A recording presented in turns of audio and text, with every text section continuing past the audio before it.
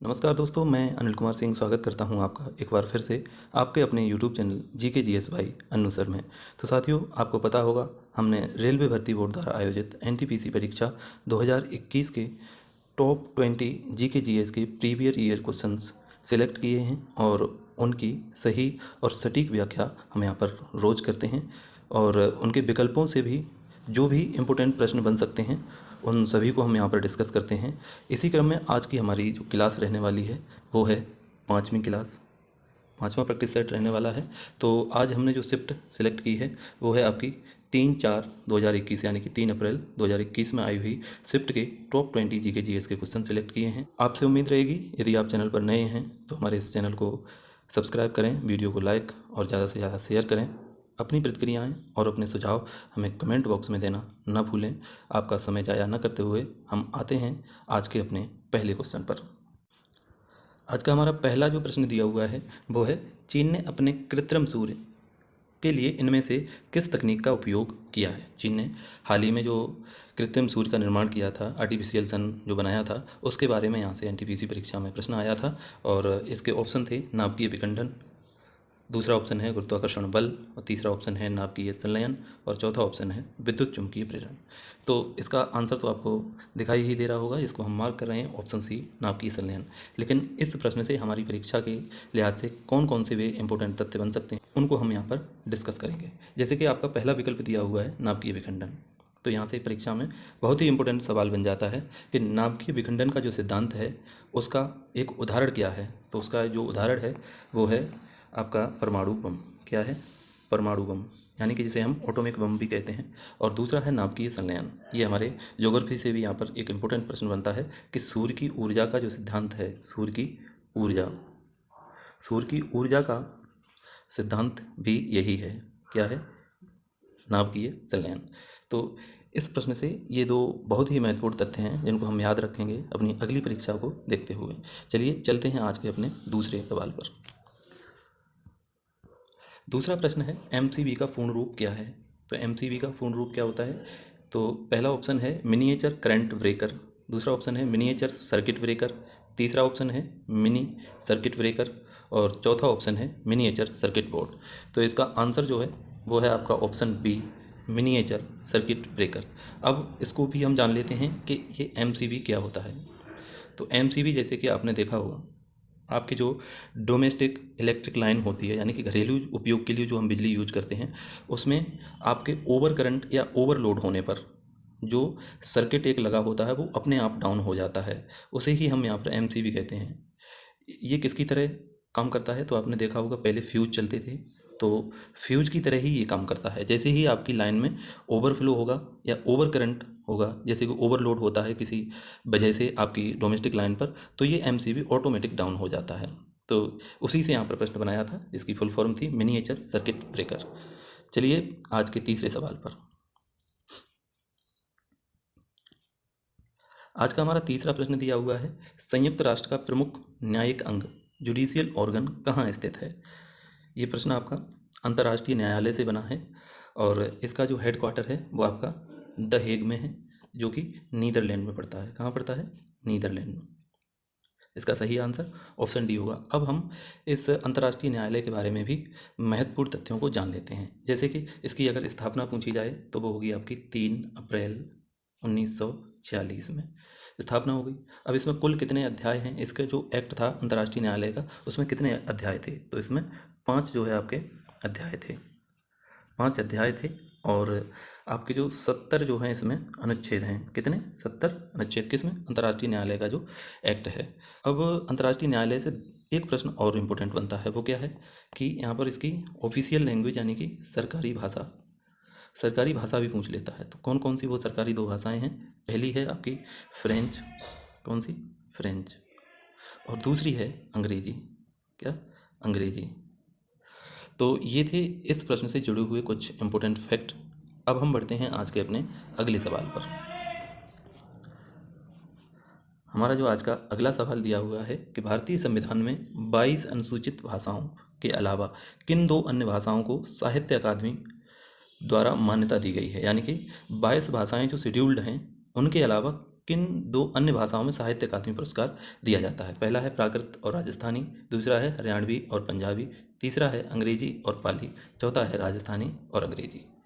जो हमारी 8वीं अनुसूची में भाषाएं वर्णित हैं उनमें उनके अलावा यहाँ पर आपको जो है राजस्थानी और अंग्रेजी में भी ये साहित्य अकादमी पुरस्कार दिया जाता है।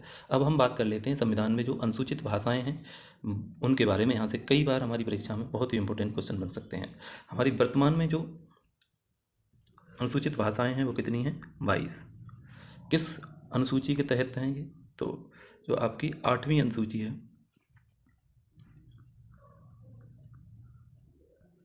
8वीं अनुसूची में ये वर्णित हैं।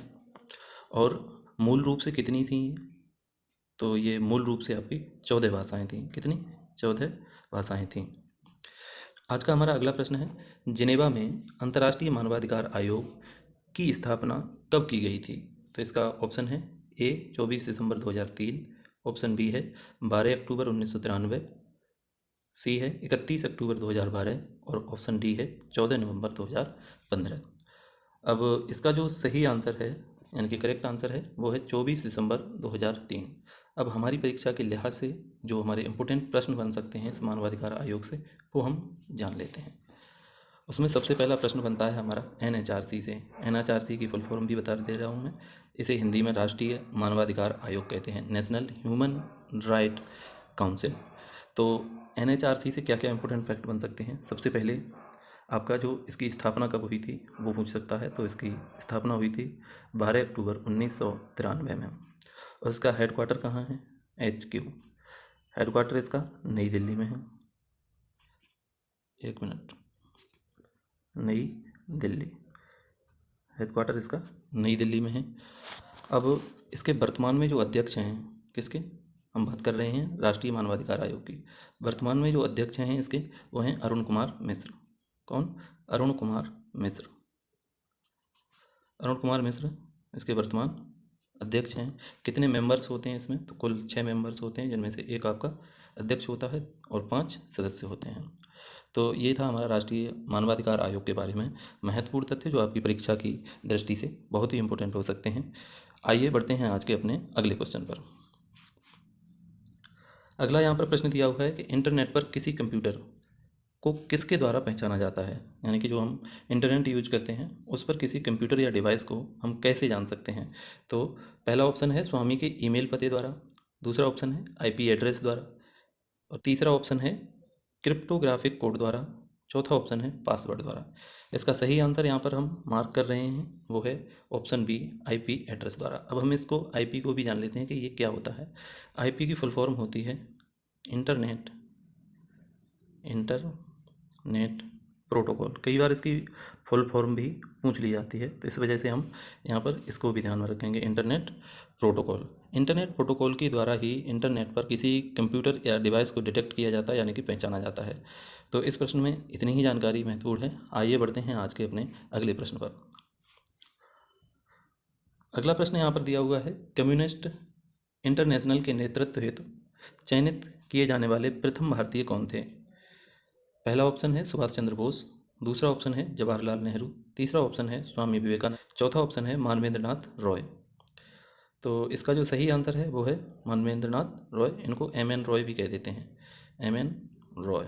अब इनके बारे में भी हम इम्पोर्टेंट फैक्ट जान लेते हैं कि मानवेंद्र नाथ के बारे में यानी कि MN रॉय के बारे में क्या क्या इम्पोर्टेंट फैक्ट हो सकते हैं। सबसे पहले इन्होंने जो है 26 दिसंबर 1925 में एक पार्टी की स्थापना की थी। वो पार्टी थी आपकी कम्युनिस्ट पार्टी। कम्युनिस्ट पार्टी की स्थापना इन्होंने 1925 में की थी। और एक प्रश्न सबसे इम्पोर्टेंट यहाँ पर बनता है हमारे संविधान से रिलेटेड। संविधान सभा की सबसे पहले औपचारिक मांग MN रॉय द्वारा ही की गई थी। तो आइए बढ़ते हैं आज के अपने अगले प्रश्न पर। अब अगला प्रश्न यहाँ पर दिया हुआ है, निम्नलिखित में से कौन सा राज्य भारतीय संविधान की 6ठी अनुसूची द्वारा शासित नहीं है? यहाँ पर 6th शेड्यूल की बात की गई है। 6th शेड्यूल की बात की गई है। कौन कौन से इसमें राज्य आते हैं उनको हम डिस्कस करने वाले हैं इस प्रश्न के तहत। तो पहला ऑप्शन है त्रिपुरा, दूसरा ऑप्शन है असम, तीसरा ऑप्शन है मिजोरम, चौथा ऑप्शन है अरुणाचल प्रदेश। तो ये जो आपके ऊपर के जो 3 विकल्प हैं यानी कि त्रिपुरा, असम और मिजोरम, ये तीनों छठी अनुसूची में बढ़ित हैं। लेकिन ये जो चौथा जो अरुणाचल प्रदेश दिया हुआ है, ये छठी अनुसूची में बढ़ित नहीं है। तो चौथा हम यहाँ पर लिखे दे रहे हैं, बाकी तो तीन ऊपर प्रश्न में ही हो गए हैं। जो चौथा है आपका मेघालय। चौथा क्या है? मेघालय। तो ये चार जो राज्य हैं वो छठी अनुसूची में वर्णित हैं। चलिए चलते हैं आज के अपने अगले प्रश्न पर। आज का हमारा अगला प्रश्न है, 1600 से 1700 की अवधि के धार्मिक शिक्षक मियाँ मीर किस राज्य से संबंधित थे? तो पहला ऑप्शन है हरियाणा, दूसरा ऑप्शन है उत्तर प्रदेश, और तीसरा ऑप्शन है पंजाब, और चौथा ऑप्शन है कर्नाटक। तो फिलहाल तो इसका सही आंसर ऑप्शन सी होगा, जो कि पंजाब है।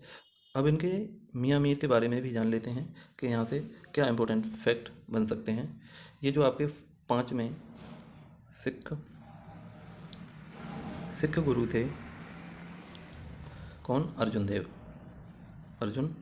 देव उनके ये मित्र थे, कौन? शिक्षक मियाँ मीर। और इन्होंने, आगे लिख रहा हूँ मैं, इन्होंने ही 1588 में, कब? 1588 में स्वर्ण मंदिर की नींव रखी थी।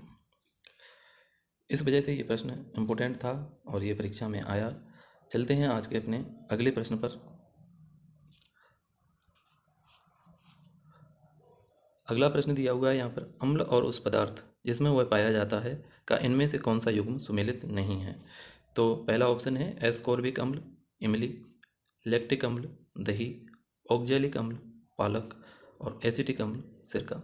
तो इसका सही आंसर जो होगा वो होगा आपका ऑप्शन ए, यानी कि एस्कॉर्बिक अम्ल जो है इमली में नहीं पाया जाता है। इमली में कौन सा पाया जाता है? तो वो है आपका टार्टरिक। क्या? टार्टरिक अम्ल जो है इमली में पाया जाता है। और ये तीनों ऑप्शन सही हैं। लैक्टिक अम्ल दही में पाया जाता है, और जो है ऑक्जेलिक अम्ल जो है पालक में पाया जाता है, और एसिटिक अम्ल सिरके में पाया जाता है। तो ये थी इस क्वेश्चन की व्याख्या। आइए बढ़ते हैं आज के अपने अगले प्रश्न पर। अगला जो प्रश्न है यहाँ पर, निम्नलिखित में से कौन सा युग्म क्षेत्र और उनके घास के मैदान सुमेलित नहीं है? यहाँ पर पूछा गया है कि नहीं है, हमें ध्यान में रखना है। ये चारों विकल्प जो दिए हुए हैं उनमें से एक प्रश्न का क्षेत्र जो है सही सुमेलित नहीं है, उसी को हमें फाइंड आउट करना है। पहला ऑप्शन दिया हुआ है अर्जेंटीना प्रेरीज, ऑस्ट्रेलिया डाउन्स, मध्य एशिया स्टेपी, और दक्षिण अफ्रीका वेल्स। तो इसका सही जो आंसर होगा वो होगा ऑप्शन ए, अर्जेंटीना प्रेरीज। अब बात यहाँ पर आती है कि अर्जेंटीना में फिर कौन सा घास का मैदान पाया जाता है? तो वो अर्जेंटीना में आपके घास का मैदान पाया जाता है वो है पंपास। इस वजह से ये सुमेलित नहीं था। इसका सही आंसर है पंपास। अब डाउन्स ऑस्ट्रेलिया में ही होते हैं, मध्य एशिया स्टेपी, और दक्षिण अफ्रीका में वेल्ड होते हैं। बाकी जो इम्पोर्टेंट हो सकते हैं वो आपका हो सकता है पुस्ताज। क्या? पुस्ताज घास के मैदान कहाँ होते हैं? तो वो होते हैं आपके हंगरी में। और जो है एक और दिया हुआ है इसमें इम्पोर्टेंट, वो है सवाना घास के मैदान कहाँ होते हैं? तो वो आप लगा देना साउथ अफ्रीका। इसका सही आंसर होगा साउथ अफ्रीका। तो ये थे घास के मैदान और उनके क्षेत्र।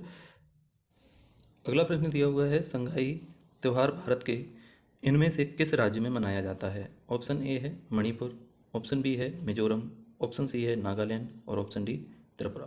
तो इसका फिलहाल जो सही आंसर है वो है आपका ऑप्शन ए, मणिपुर। अब मणिपुर के बारे में भी हम जान लेते हैं विस्तृत रूप से कि यहाँ पर कौन कौन से इम्पोर्टेंट त्यौहार मनाए जाते हैं। तो वो है सबसे पहले जो आपका है याओशांग। क्या है? याओशांग।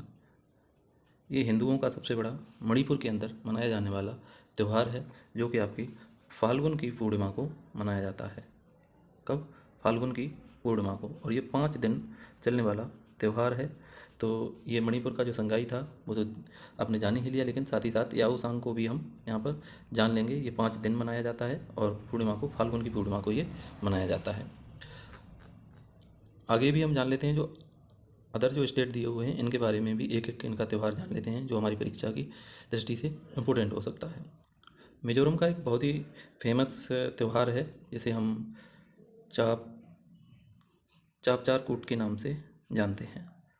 चापचार कूट हो गया, एक है पावल कूट, हमें शॉर्ट में लिख दे रहा हूँ, पावल कूट। और अगला है नागालैंड। नागालैंड का एक बहुत ही प्रसिद्ध त्यौहार है हॉर्नबिल। कौन सा? हॉर्नबिल और सेकेरनी, क्या सेकेरनी, ये उत्सव जो है नागालैंड में मनाए जाते हैं। और अब देखते हैं त्रिपुरा के बारे में कौन कौन से हो सकते हैं। यहाँ पर थोड़ी जगह कम है इसलिए हम अगली स्लाइड पर आते हैं। त्रिपुरा का सबसे पहले एक है दुर्गा पूजा। दुर्गा पूजा बहुत ही प्रसिद्ध यहाँ का जो है त्यौहार है। और दूसरा है खर्ची पूजा, क्या खर्ची पूजा। और तीसरा है गरिया, गरिया पूजा। ये त्रिपुरा के प्रमुख उत्सव हैं जो आपको ध्यान रखने हैं। तो ये थी इस क्वेश्चन की व्याख्या। आइए बढ़ते हैं आज के अपने अगले प्रश्न पर। अगला प्रश्न दिया हुआ है, निम्नलिखित में से कौन सा जलडमरू मध्य आर्कटिक महासागर को प्रशांत महासागर से जोड़ता है। पहला है पाक जलडमरू मध्य, दूसरा है नॉर्वेजियन जलडमरू मध्य, तीसरा है ब्यूफोर्ट जलडमरू मध्य और चौथा है बेरिंग जलडमरू मध्य। तो इसका सही आंसर जो होगा ऑप्शन डी, यानी कि बेरिंग जल संधि। अगला प्रश्न दिया हुआ है, निम्नलिखित में से कौन सा असंगठित क्षेत्र का एक उदाहरण है। पुलिस, दूसरा है खेती, तीसरा है बैंक और चौथा है सरकारी नौकरियां। तो इसमें जो है सही विकल्प है वो आपका बी है, खेती। ये एक असंगठित क्षेत्र का उदाहरण है। यहाँ पर अगला प्रश्न दिया हुआ है, इनमें से किसने फरवरी 2021 में इटली के नए प्रधानमंत्री के रूप में शपथ ग्रहण की थी। ये उस समय 2021 में करंट से आया हुआ प्रश्न था और इसका उस हिसाब से सही आंसर था मारियो द्रागी। अब इस प्रश्न से वर्तमान प्रसंग में क्या क्या इम्पोर्टेंट जानकारियाँ बन सकती हैं उनके बारे में हम यहाँ विस्तृत रूप से जान लेते हैं। तो सबसे पहले इटली के बारे में जान लेते हैं। ये इटली जो है आपका यूरोपियन कंट्री है और इसकी जो राजधानी है, क्या राजधानी, वो रोम में अवस्थित है और इसकी मुद्रा यूरो है। ये जानकारी भी इम्पोर्टेंट है, यहाँ से परीक्षा में प्रश्न बनते हैं। और यहाँ की जो वर्तमान प्रधानमंत्री हैं वो हैं आपकी जॉर्जिया मेलोनी। कौन है? Giorgia Meloni. अब इसे एक उपाधि दी जाती है इटली को, वो बहुत इंपॉर्टेंट है, यहाँ से परीक्षा में प्रश्न बन सकता है। वो उपाधि कौन सी है? वो है यूरोप का भारत। यूरोप का भारत, इटली को यूरोप का भारत भी कहा जाता है। तो ये इस प्रश्न से जुड़ी हुई इंपोर्टेंट जानकारियाँ थीं। आइए बढ़ते हैं आज के अपने अगले सवाल पर। अगला यहाँ पर प्रश्न दिया हुआ है, निम्नलिखित में से किस संशोधन ने पंचायतों को वित्तीय अधिकार प्रदान किए और स्थानीय सरकार को मजबूत बनाने में मदद की। पहला ऑप्शन है 63वां संशोधन, दूसरा ऑप्शन है 64वां संशोधन, तीसरा ऑप्शन है 73वां संशोधन और चौथा ऑप्शन है 74वां संशोधन। तो इसका सही जो आंसर था वो था आपका 73वां संशोधन। अब इन दोनों संशोधनों के बारे में जान लेते हैं। ये संविधान के संशोधन थे और इनके बारे में कई बार परीक्षा में बहुत ही इंपॉर्टेंट प्रश्न बनते हैं। इनके बारे में हम विस्तृत रूप से जान लेते हैं। तो यहाँ पर जो 73वां संविधान संशोधन दिया हुआ है, इसकी सन पूछ लेता कब हुआ था, तो ये हुआ था आपका 1993 में, प्रभावी रूप से ये 1993 में। और हालांकि ये जो पारित 1992 में ही हो गया था। तो ये 24 अप्रैल को आया था, 24 अप्रैल को। और 24 अप्रैल को एक दिवस मनाया जाता है इसी की स्मृति में, वो है पंचायती राज दिवस। कौन सा? पंचायती राज दिवस, इसी की स्मृति में बनाया जाता है। और इसमें जो है पंचायती राज से संबंधित प्रावधान दिए गए थे और इससे संबंधित जो आर्टिकल है वो है 243 बी में 73वें संविधान के अंतर्गत जो प्रावधान हैं वो वर्णित हैं। और इसमें एक अनुसूची भी जोड़ी गई थी, वो थी आपकी 11वीं अनुसूची। 11वीं अनुसूची मतलब पंचायती राज व्यवस्था से ही संबंधित थी और इसके जो विषय हैं वो कई बार परीक्षा में आते हैं और पूछे जाते हैं। तो इसमें 29 विषय वर्णित थे। कितने? 29। ये तो थी 73वें संविधान संशोधन की प्रमुख बातें। अब 74वें संविधान संशोधन के बारे में भी हम जान लेते हैं। तो ये जो 74वां संविधान संशोधन था वो आपका जून में आया था। कब? जून 1993 में। ये किससे संबंधित था? ये जो नगर निकाय होते हैं, जैसे कि नगर पालिका हो गया, नगर निगम हो गया, उनसे संबंधित प्रावधान इसमें दिए हुए थे।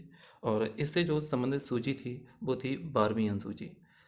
अब 12वीं अनुसूची से भी पूछ लिया जाता है कि इसमें कितने विषय दिए हुए थे। तो इसमें जो है आपके 12वीं अनुसूची में 18 विषय वर्णित थे। कितने? 18। ये थी इस प्रश्न से जुड़ी हुई महत्वपूर्ण जानकारी। आइए बढ़ते हैं आज के अपने अगले सवाल पर। आज का हमारा अगला प्रश्न है, इडुक्की जल विद्युत परियोजना इनमें से किस नदी पर बनी हुई है? नदी पूछी गई है। तो ऑप्शन ए है ताप्ती नदी, ऑप्शन बी है कोसी, ऑप्शन सी है गंगा और ऑप्शन डी है पेरियार। तो इसका सही जो आंसर है वो है ऑप्शन डी यानी कि पेरियार। पेरियार नदी केरल में स्थित है। अब ये जो तीनों विकल्प दिए गए हैं ऊपर के, इनके बारे में भी हम बारी बारी से डिस्कस कर लेते हैं कि इन पर कौन कौन सी परियोजनाएं अवस्थित हैं। तो ये जो आपका पहला ऑप्शन दिया गया है ताप्ती नदी पर कौन सी परियोजना है, वो है आपकी उकाई जल विद्युत परियोजना है और ये गुजरात में अवस्थित है। कहाँ? गुजरात में। दूसरा ऑप्शन दिया हुआ कोसी, तो इस पर इसी नाम से परियोजना अवस्थित है, कोसी परियोजना। क्या? कोसी परियोजना। ये कहाँ है? तो ये है आपकी बिहार और नेपाल में। कहाँ? बिहार प्लस नेपाल, ये दोनों स्टेट की जो है संयुक्त परियोजना है। गंगा पर कौन सी परियोजना है? गंगा पर है आपकी फरक्का परियोजना है और ये पश्चिम बंगाल में अवस्थित है। कहाँ? पश्चिम बंगाल। तो इसके बारे में हमने सभी विकल्पों के बारे में डिस्कस कर लिया।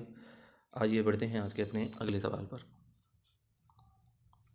अगला जो हमारा प्रश्न दिया हुआ है वो है, भारत और किस देश ने फरवरी 2021 में सहतूत बांध बनाने के लिए एक समझौते पर हस्ताक्षर किए?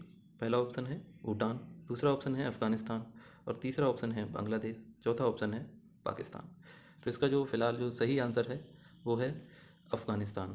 अब अब जो है अफगानिस्तान से एक और हमारी महत्वपूर्ण परियोजना है जिसे भारत मैत्री परियोजना के रूप से जाना भी जाता है। एक तो आपका हो गया ये सहतूत बांध, इसको हम याद रखेंगे, भारत और अफगानिस्तान का संयुक्त परियोजना है ये।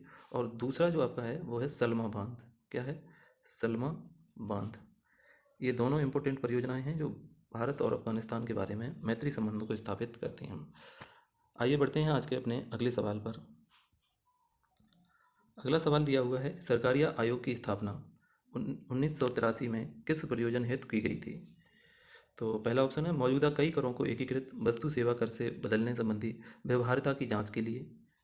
दूसरा ऑप्शन है अदालतों में मुकदमों के बैकलॉग को दूर करने के उपायों की अनुशंसा करने के लिए। तीसरा ऑप्शन है राज्य और केंद्र सरकारों के बीच संबंध और शक्ति के संतुलन की जांच और परिवर्तनों का सुझाव देने के लिए। चौथा ऑप्शन है सिविल सेवाओं और पदों में आरक्षण के संबंध में अनुशंसाएं देने के लिए। तो इसका सही आंसर जो है वो है ऑप्शन सी, राज्य और केंद्र के बीच जो संबंध दिए होते हैं वो सरकारी आयोग के तहत प्रावधान किए गए थे।